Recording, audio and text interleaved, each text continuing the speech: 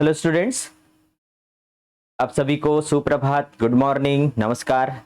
बच्चों, 11th accountancy में हम बैंक समाधान विवरण पढ़ रहे हैं और इस चैप्टर के अंतर्गत हमने बैंक समाधान विवरण किसे कहते हैं, ये कब बनाया जाता है, किसके द्वारा बनाया जाता है और इसका फॉर्मेट क्या है, इसके बारे में पहले वाले जो वीडियो है उस पर हम देख चुके हैं।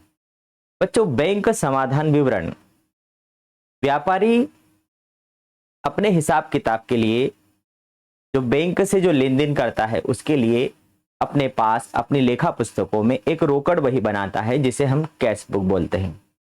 और ये कैश बुक में बैंक से संबंधित समस्त लेन देनों का लेखा होता है। इसी प्रकार से जो बैंक होती है वह अपने कस्टमर के लेन देनों का रख रखाव रखने के लिए एक पासबुक रखती है जिसमें हमारे द्वारा जो पैसा जमा किया जाता है या पैसा निकाला जाता है या बैंक जो भी पैसा काटते या जमा करते उसको उसमें लिखा जाता है। अब ये रोकड़ बही और पासबुक, ये दोनों का जो बैलेंस है वह सेम होना चाहिए। आपने यदि पैसा जमा किया तो उस अकाउंट में आना चाहिए या पैसा निकाला तो उसमें से माइनस होना चाहिए। होता क्या है कि व्यापारी के द्वारा किए जाने वाले अधिकांश व्यवहार चेक के माध्यम से होता है। आज उसने माल खरीदा, सामने वाले को चेक से पेमेंट कर दिया। अब जो विक्रेता व्यापारी है वो चेक आज ही बैंक में जमा कर सकता है तो आपके खाते में आज माइनस हो जाएगा, लेकिन वो रखकर अपनी जेब में रख के भूल जाता है तो 4 दिन, 8 दिन, 1 महीने के बाद, 2 महीने के बाद यदि वो जाता है। अब इधर आप रोकड़ बही में तो एंट्री कर लेते हो लेकिन पासबुक में एंट्री नहीं होती। मतलब स्वाभाविक है कि रोकड़ बही के बैंक शेष और पासबुक के शेष में अंतर आता है। अब आप महीने के अंत में जब दोनों का शेष मिलान करते हो तो अंतर होता है। अब इस अंतर का कारण पता करने के लिए जब हम पता करते हैं तो हमें पता चलता है कि भाई हमने चेक जारी किया था लेकिन अभी तक भुगतान के लिए प्रस्तुत नहीं हुआ, और इसको दर्शाने के लिए एक अलग से स्टेटमेंट बनाना पड़ता है। वह स्टेटमेंट ही कहलाता है बैंक समाधान विवरण। क्योंकि जब ऑडिटर हमारे यहाँ ऑडिट करने के लिए आता है, खातों की जांच करने के लिए आता है, तो वह रोकड़ बही और पासबुक दोनों को साथ में मिलाते जाता है और एक निश्चित तारीख को दोनों के शेष मिलना चाहिए। दोनों के शेष में यदि अंतर रहता है तो वह उसका कारण जानना चाहता है कि ये दोनों में अंतर क्या है, और उनका कारण बताने के लिए ही हमें वो बैंक समाधान विवरण प्रस्तुत करना पड़ता है कि भाई इतने चेक हमने जारी किए जो अभी तक माइनस नहीं हुए, इतने चेक हमने जमा किए जो अभी तक जमा नहीं हुए। और इस प्रकार से बैंक समाधान विवरण से उस समस्या का समाधान किया जाता है। बच्चों, आज हम उसी से रिलेटेड क्वेश्चन लेकर आए हैं कि रोकड़ बही के शेष से पासबुक के शेष का मिलान किस प्रकार से किया जाए, बैंक समाधान विवरण किस प्रकार से बनाया जाता है, उससे रिलेटेड क्वेश्चन हम करेंगे। ठीक है, तो वेलकम आप सभी का चौहान एकेडमी खंडवा में। आप नए हैं, चैनल को जरूर सब्सक्राइब करें। हमारे बहुत सारे वीडियो इसके अंदर हैं, आप प्लेलिस्ट में जाएंगे तो आपको बहुत सारे वीडियोज इसमें मिल जाएंगे, इसके पहले वाले भी। ठीक है, तो स्टार्ट करें आज की हमारी क्लास। श्री गणेश करते हैं, गणेश जी की स्तुति के साथ में। देखिए प्रश्न नंबर 1 हमारे सामने है, निम्न की सहायता से 31 मार्च 2017 का बैंक समाधान विवरण बनाइए। सबसे पहली बात, हमको क्या बनाना है, बैंक समाधान विवरण। दूसरी बात, एक निश्चित तारीख को बनाया जाएगा। मतलब ये हमें कब बनाना है, 31 मार्च 2017 को। ठीक, अब रोकड़ बही के अनुसार शेष कितना है, 3200 रुपए। बच्चों, रोकड़ बही के अनुसार शेष, अब यहाँ पर ऐसा नहीं लिखा गया है कि डेबिट है कि क्रेडिट है। जब ऐसा कुछ नहीं लिखा हो तो हम उसको मानेंगे ये डेबिट शेष है। और रोकड़ बही के अनुसार डेबिट शेष मतलब आपका जो बैलेंस है वो पॉजिटिव है, मतलब आपके पास पैसा है। ठीक है, यदि रोकड़ बही के अनुसार क्रेडिट शेष होता तो इसका मतलब आप नेगेटिव में चल रहे हैं, आपके पास पैसा नहीं है, आप ओवरड्राफ्ट में चल रहे हैं। तो रोकड़ बही के अनुसार डेबिट शेष मतलब आपकी बैंक में आपके पास पैसा है, जो कि बैंक वाले कॉलम का शेष बता रहा है। रोकड़ बही के अनुसार शेष मतलब ये कौन से कॉलम का शेष है। रोकड़ बही में 2 कॉलम होते हैं, एक तो रोकड़ का कॉलम भी होता है, दूसरा बैंक का कॉलम भी होता है। तो ये वाला जो शेष है ये कौन से शेष बता रहा है, बैंक वाले कॉलम का शेष बता रहा है।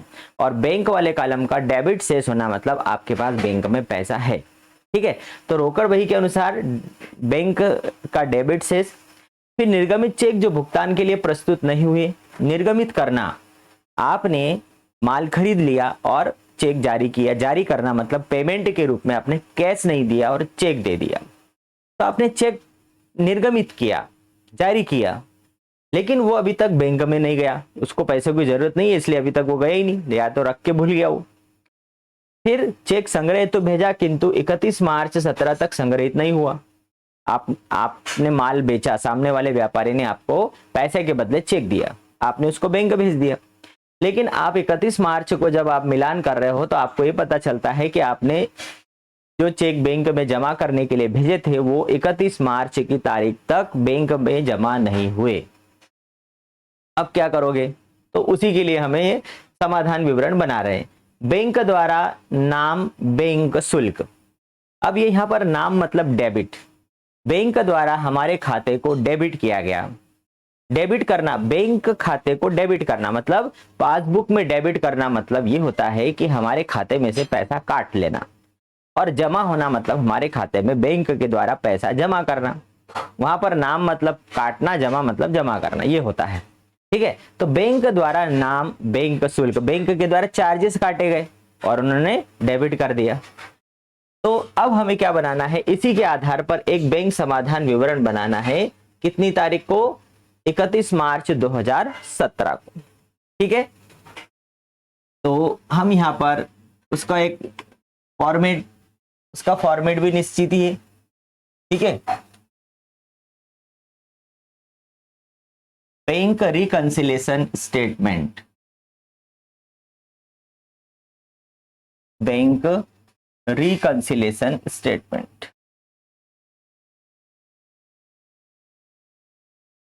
डिब्बा तो हर एक उसमें बनने वाला है। ठीक है, अब आप इसको सीरियल नंबर भी दे सकते हैं, नहीं भी दे सकते हैं। हम चलो सीरियल नंबर नहीं देते हैं। सबसे पहले हम लिखने वाले हैं, अमाउंट के लिए ज्यादा इसमें जरूरत नहीं है।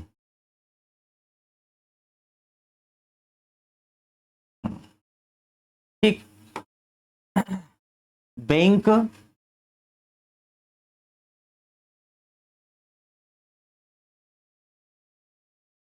Reconciliation statement. एक प्रश्न तो यही बन रहा है कि ये जो बैंक समाधान विवरण है यह खाता नहीं है, मतलब ये अकाउंट नहीं है, ये क्या है? एक स्टेटमेंट है, यह एक विवरण है। दूसरा प्रश्न इसमें से बनता है कि इसको किसके द्वारा बनाया जाता है? बैंक समाधान विवरण कौन बनाता है?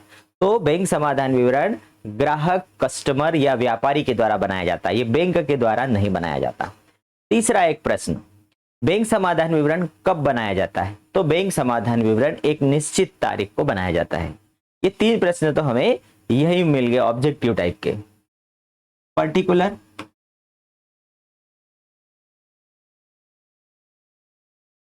और यहां पर आएगा प्लस और आएगा माइनस, प्लस और माइनस। ये प्लस मतलब पॉजिटिव, आपके पास पैसा है, माइनस मतलब निगेटिव। अब सबसे पहले हम यहां लिखने वाले हैं balance as per cash book. Balance as per cash book मतलब रोकड़ बही के अनुसार बैलेंस। और ये कौन सा बैलेंस है? डेबिट बैलेंस है। कितना है? 3200। भाई आपके खाते में डेबिट बैलेंस होना मतलब आपके पास पैसा है, ये प्लस बात है और इसको हम प्लस में लिखने वाले हैं। इसके बाद में क्या करना है? अब आपको प्लस और माइनस करते जाना है। तो सबसे पहले निर्गमित चेक जो भुगतान के लिए प्रस्तुत नहीं हुए, आपने चेक निर्गमित किया। ठीक है, मतलब आपने जिस दिन चेक फाड़ के दिया, माल खरीद लिया, पैसे के बदले चेक दिया, मतलब आपने रोकड़ बही में एंट्री करी। मतलब किधर एंट्री करेंगे? रोकड़ बही में दो कॉलम होते हैं, डेबिट क्रेडिट। डेबिट में रोकड़ और बैंक का कॉलम होता है, क्रेडिट में भी रोकड़ और बैंक का कॉलम होता है। जब पैसा आता है नगद तो रोकड़ खाता डेबिट, जब बैंक में पैसा आता है तो बैंक खाता डेबिट, जब पैसा जाता है तो रोकड़ खाता क्रेडिट, और बैंक से जाता है तो बैंक खाता क्रेडिट होता है। अब यहाँ पर आपने चेक जारी किया मतलब आपने पेमेंट किया, भुगतान किया, मतलब आपने बैंक के थ्रू भुगतान किया। तो यहाँ पर रोकड़ आते हैं तो डेबिट, जाते हैं तो क्रेडिट। इसका मतलब बैंक खाता क्रेडिट कर दिया आपने, मतलब माइनस कर दिया। आपने आपकी रोकड़ बही में बैंक में से पैसा माइनस कर दिया, लेकिन वो व्यक्ति अभी तक 31 मार्च 2017 तक ये चेक लेकर प्रस्तुत नहीं हुआ। अब क्या करेंगे, इसलिए उस पैसे को आप वापस यहां पर इस बैलेंस में ऐड कर देंगे। तो यहां पर हम क्या लिखेंगे, check issued, check issued but not presented.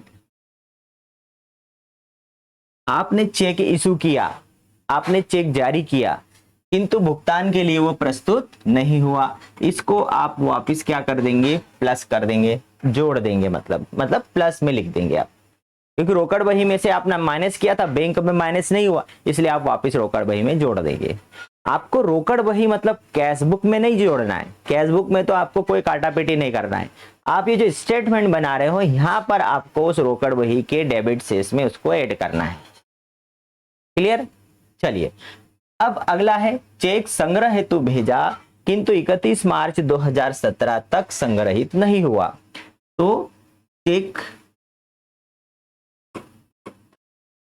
Deposited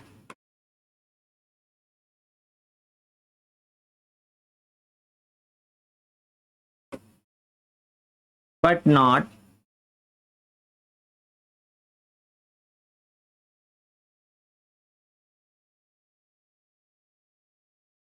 check deposited but not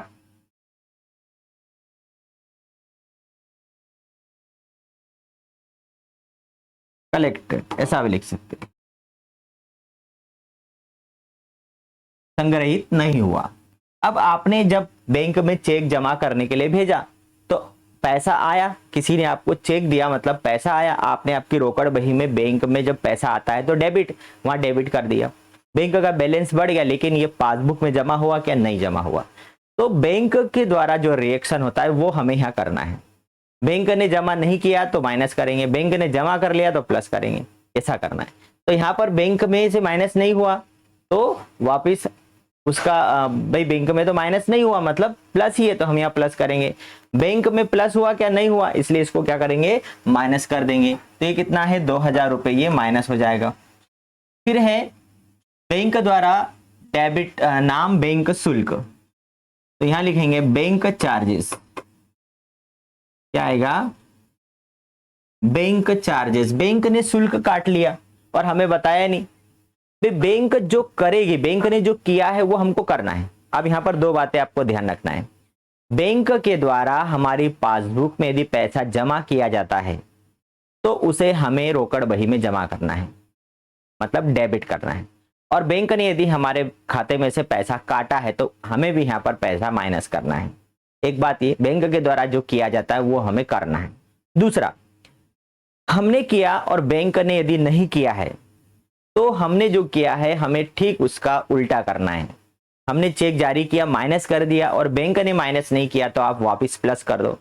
आपने प्लस किया मतलब आपने चेक बैंक में संग्रह हेतु भेजा, लेकिन संग्रह नहीं हुआ, मतलब संग्रह के लिए भेजा और आपने बैंक खाते में जोड़ लिया, लेकिन बैंक ने अभी नहीं जोड़ा, तो आप उसको वापस माइनस कर दो।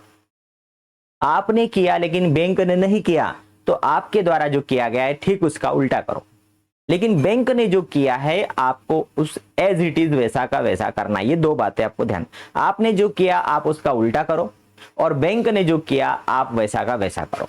बैंक ने माइनस किया तो आप भी माइनस करो, बैंक ने प्लस किया तो आप भी प्लस करो। जैसे यहां पर फिर से बताता हूं, चेक जारी किया मतलब आपने माइनस किया, लेकिन बैंक ने माइनस किया क्या, नहीं, इसलिए आप उल्टा कर दो, मतलब माइनस की जगह प्लस कर दो, हमने प्लस कर दिया। चेक आपने बैंक में संग्रह हेतु भेजा मतलब आपने प्लस किया, लेकिन बैंक में संग्रह नहीं हुआ तो आप उसको प्लस को क्या कर दो, माइनस कर दो। तीसरी बात, यहाँ पर बैंक ने चार्ज काट लिया तो बैंक जो कर रही है आपको वही करना है। बैंक ने चार्ज काटा तो आप भी काट लो, मतलब आप भी उसको माइनस कर दो।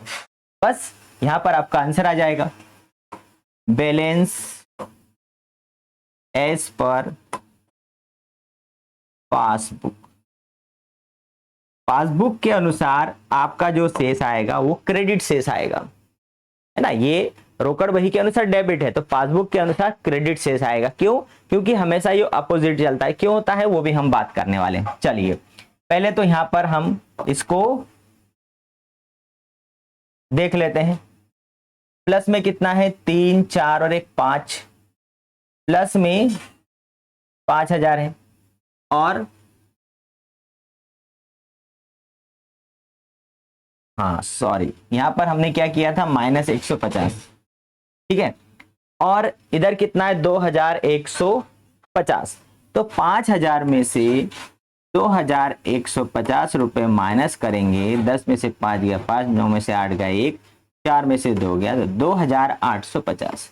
ये 2,850 क्या लिखा जाएगा, और ये हो जाएगा 5,000। मतलब आपका जो आंसर आया वो क्या है, पासबुक के अनुसार क्रेडिट सेस, पासबुक के अनुसार क्रेडिट सेस कितना है, 2,850।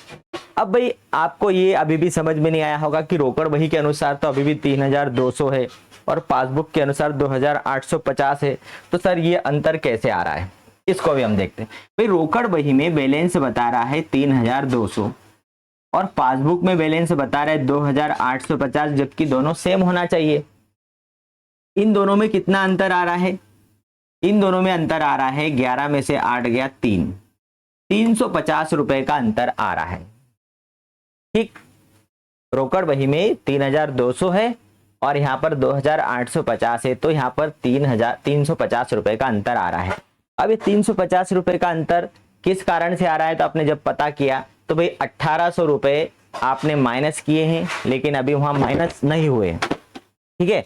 1,800 रुपए माइनस किए हैं, लेकिन वो माइनस नहीं हुई, इसलिए आपने उसको प्लस कर दिया। फिर 2,000 रुपए आपने प्लस किए हैं, लेकिन अभी वहां बैंक में प्लस नहीं, इसलिए माइनस कर दिया, और बैंक के द्वारा 150 रुपए माइनस किया गया, ठीक है। तो यहां पर आप प्लस को देखेंगे तो प्लस कितना है, 1,800, और माइनस को देखेंगे तो कितना है, 2,150 रुपए। तो कितना अंतर आ रहा है, 1,800 और 2,150 में 350 का ही अंतर आ रहा ना, ये 350 रुपए आपका अंतर पता चल गया, ठीक है।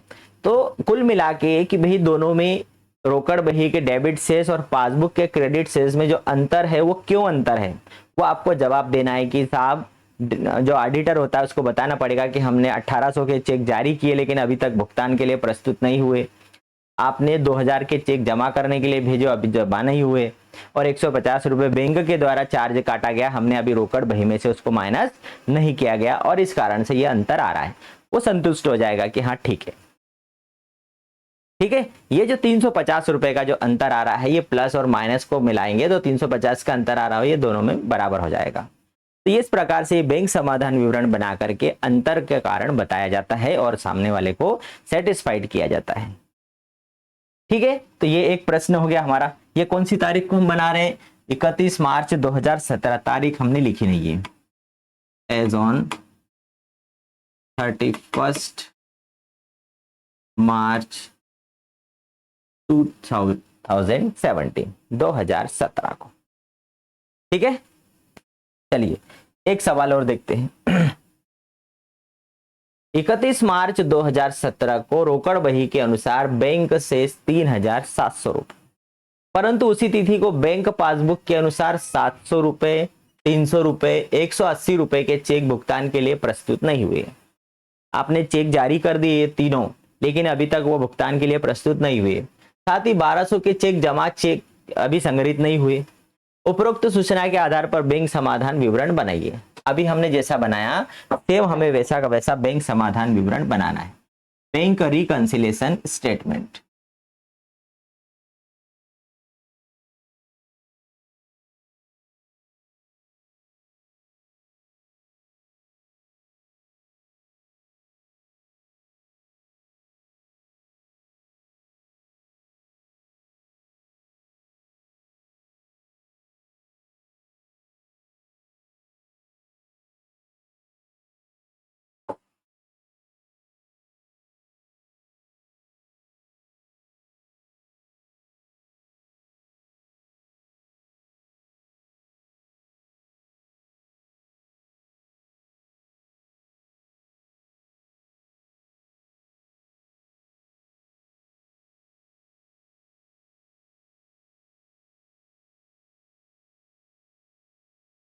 Thank you.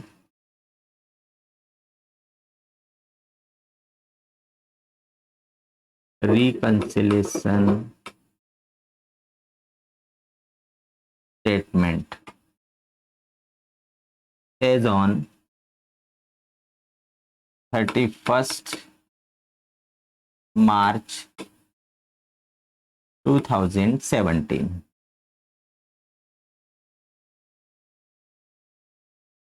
पर्टिकुलर प्लस और minus.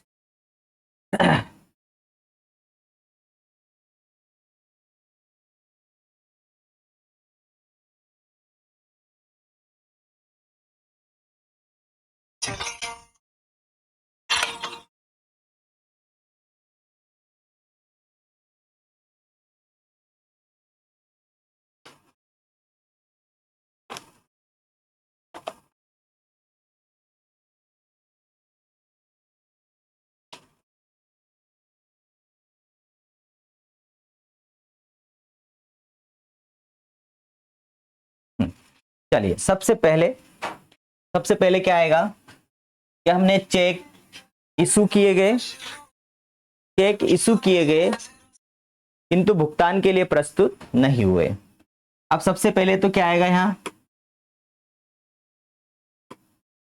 Balance as per cash book. Balance as per cash book कितना है, 3700। मतलब कैश बुक में आपके बैंक वाले कॉलम में डेबिट से 3700 है। अब सबसे पहले तो आपने चेक इशू किए लेकिन भुगतान के लिए प्रस्तुत नहीं हुए, मतलब ये प्लस होंगे। तो क्या आएगा, check issued but not presented. ठीक है, कितने चेक हैं, आपने चेक 700, 300 और 180, 700, 300 और 180, ये तीनों चेक आपने जारी किए लेकिन ये अभी तक भुगतान के लिए प्रस्तुत नहीं हुए, और इसीलिए आप ये जो 1180 रुपए हैं इसको वापस आप प्लस कर देंगे। फिर आपने 1200 के चेक जमा के लिए भेजे, check deposited but not yet collected. ठीक है, आपने चेक संग्रह के लिए भेजे लेकिन आज तारीख तक वो संग्रह नहीं हुई, 1200। बस ये दो ही चीजें हैं। अब लास्ट आ जाएगा आपका balance as per passbook. Passbook के अनुसार बैलेंस आपका आ जाएगा, आप जब निकालोगे तो पता चल जाएगा। देखिए इधर कितना है, 4880 और इधर दिया गया है 1200 रुपये। इसका मतलब 8 में से 2 गया 6, 3680 रुपये। 3680 रुपये का अंतर आ रहा है। ठीक, और ये हो जाएगा आपका 4880।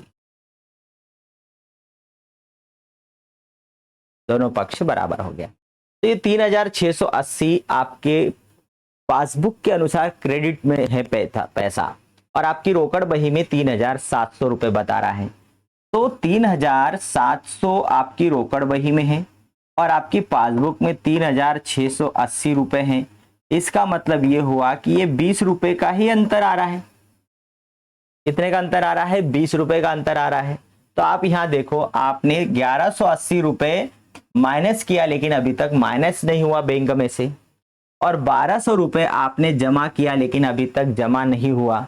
इसका मतलब आपकी जो रोकड़ बही में जो अंतर आ रहा है, पासबुक में अंतर आ रहा है, वो कितने का आ रहा है, 20 रुपये का ही अंतर आ रहा है। आपने 1180 आपकी रोकड़ बही में माइनस किया और 1200 रुपये आपने प्लस किया। इसका मतलब कि आपकी जो रोकड़ बही 20 रुपये का ही डिफरेंस बता रही है, डेफर बता रही है। तो इस प्रकार से आप बता सकते हो कि 1180 के चेक जारी किए लेकिन अभी तक भुगतान के लिए प्रस्तुत नहीं हुए, और 1200 रुपए के चेक आपने प्रस्तुत जमा किए लेकिन अभी तक वो जमा नहीं हुए। ठीक है, आपको ये एक्सप्लेन नहीं करना है, आपको तो केवल ये करके बताना है, क्वेश्चन को सॉल्व करके बताना है। ठीक है, तो ये 2 क्वेश्चन आज हमने किए। आगे और हम देखते हैं, एक और क्वेश्चन करके देखते हैं। रोकड़ बही के अनुसार शेष 7,800 रुपए। रोकड़ बही के अनुसार शेष कितना है हमारा? 7,800। चेक जो जमा किए परंतु संग्रहित नहीं हुए, निर्गमित चेक जिन्हें प्रस्तुत नहीं किया गया, बैंक द्वारा बीमे की किस्त का भुगतान किया गया, बैंक द्वारा बैंक ब्याज जमा किया गया, बैंक द्वारा शुल्क काटा गया और ग्राहक द्वारा खाते में सीधा जमा किया गया। ये थोड़ा सा बड़ा है और इसको हम करते हैं। ठीक है, ये आज की हमारी क्लास का लास्ट क्वेश्चन हम कर लेते हैं।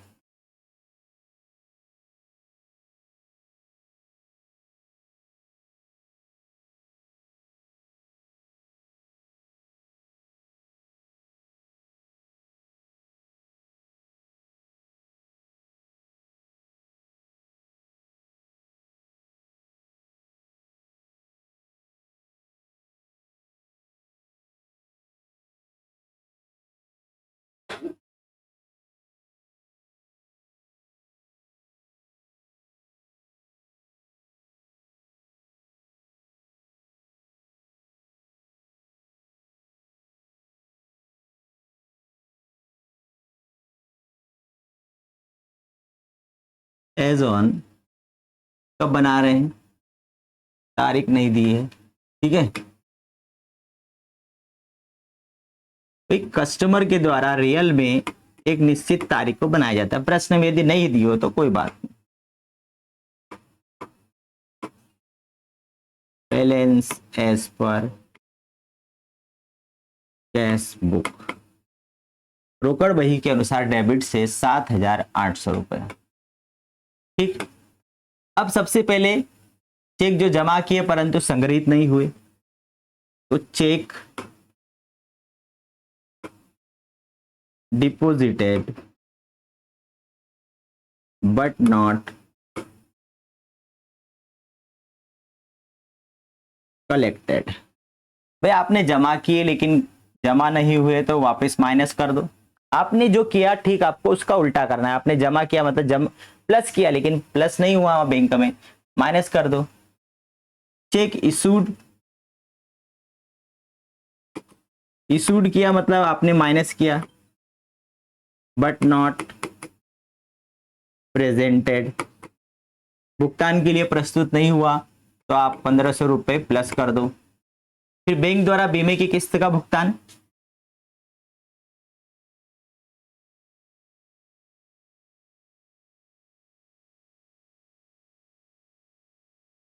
Insurance premium paid by bank. बीमा प्रीमियम किसके द्वारा भुगतान की गई? बैंक के द्वारा भुगतान की गई। तो बैंक ने जो काम किया वो हमें करना है। बैंक ने माइनस किया तो हम भी माइनस करेंगे 2,000 रुपए। फिर बैंक द्वारा बैंक ब्याज जमा किया गया, interest deposited by bank, bank के द्वारा ब्याज जमा किया गया कितना? 400 रुपए, और हम 400 रुपए जमा कर देंगे। फिर बैंक के द्वारा शुल्क काटा गया, बैंक चार्जेस, बैंक ने माइनस किया, हम भी माइनस कर देंगे। ग्राहक द्वारा खाते में सीधे भुगतान किए गए, कस्टमर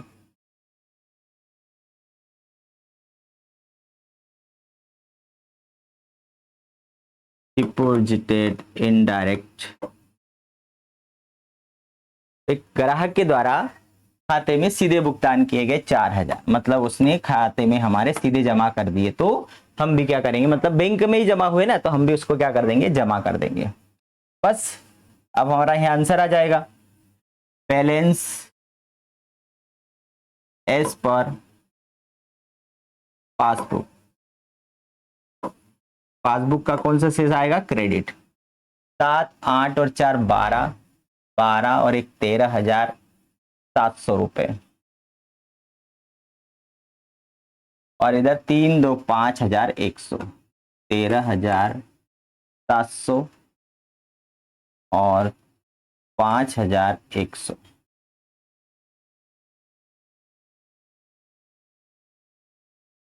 ठीक है, 8,600।